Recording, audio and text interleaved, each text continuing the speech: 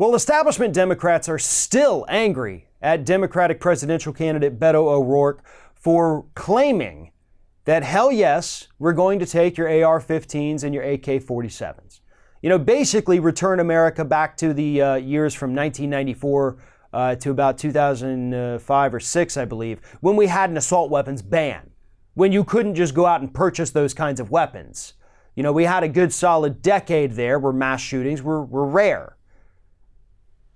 But Bush administration and the Republican-controlled Congress said, you know what, we're going to let that ban expire. We're not going to renew it. So people go out and get your high-powered assault weapons. Beto O'Rourke, though his statement may have been a little too harsh for some establishment types, is basically saying, let's go back to that. And one of those establishment types who felt that comment was a little too harsh was, of course, none other than Joe Manchin. Joe Manchin, the Democrat in name only from the great state of West Virginia, told reporters yesterday that Beto's one human being. He gave his own opinion, okay? I think it was very harmful to make it look like all the Democrats. I could tell you one thing. Beto O'Rourke's not taking my guns away from me. You tell Beto that, okay? He literally did in that sentence with that Wall Street Journal reporter with, you tell Beto that, okay? This dude's nuts. And what's even more nuts about this entire story is that later, Joe Manchin's staffers came out and said, yeah, he doesn't actually own any assault weapons. He doesn't have AR-15s and AK-47s. So we don't even know what he's referring to when he says Beto's not coming to take my guns.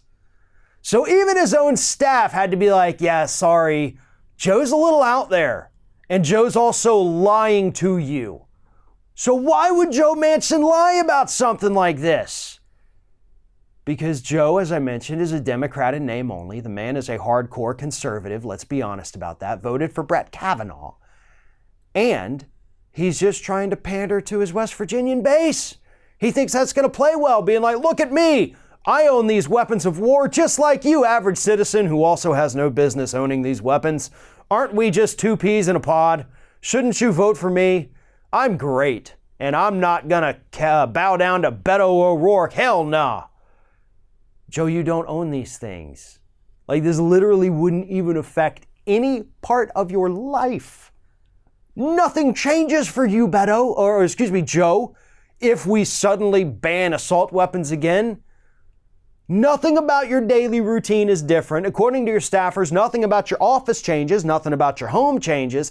Everything in Joe Manchin's life remains the same, yet he's trying to make himself sound like some kind of avid gun collector who's out there on the shooting range every other day, mowing down targets with his AR-15. And nothing could be further from the truth. Joe Manchin is a lying, pandering, grandstanding jackass. And his own staff is the one who busted him on it.